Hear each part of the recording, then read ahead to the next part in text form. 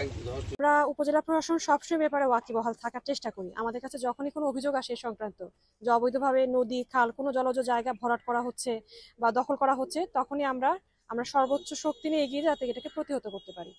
খুব সম্প্রতি আমরা গিয়ে বিভিন্ন নিউজ মিডিয়াতে খবর পেয়েছি যে এখানে ঈদগাহ খালের একটা অংশকে অবৈধভাবে দখল করা হচ্ছে।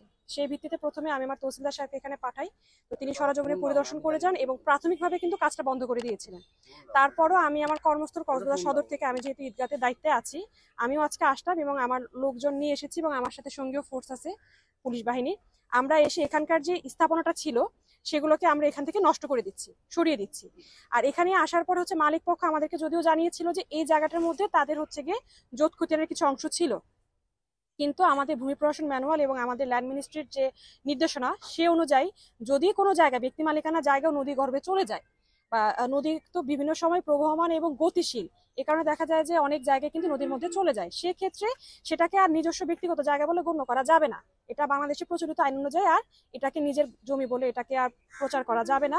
সেক্ষেত্রে সেটারও একটা বিধান আছে যে এটা একটা নির্দিষ্ট সময় পরে যদি চর হিসেবে জেগে ওঠে তখন আপনি রিক্লেইম করতে পারবেন, কিন্তু যদি এটা নদীর ভিতরে বা খালের ভিতরে জলের ভিতরে চলে যায় সেটাকে সরকারি জমি হিসেবেই গণ্য করা লাগবে এবং নদীর প্রবাহটাকে ঠিক রাখার জন্য, খালের প্রবাহটা ঠিক রাখার জন্য সেখানে আর কোনো রকম পরবর্তী কোনো স্থাপনা করা যাবে না। আজকে আমরা সেই কাজটাই করলাম। জি ম্যাম, এখানে ওই ভূমি মালিকদের একটা অভিযোগ ছিল যে এখানে ভাঙনের ফলে এটা নদী গর্ভে চলে যাচ্ছে, তাদের খতিয়ানের জায়গায়। হ্যাঁ, এটা খুব ভালো একটা কথা। এটাই সত্যি কথা যে আসলে এখানে আসার পর যেটা বুঝতে পারলাম যে তারা চাচ্ছিল তাদের এখানে যেতে একটা মার্কেট, এটাকে রক্ষা করার জন্য তারা ব্যক্তিগত উদ্যোগে এখানে একটা বাঁধের মতো নির্মাণ করতে চাচ্ছিল, কিন্তু এটা ব্যক্তিগতভাবে করা যাবে না।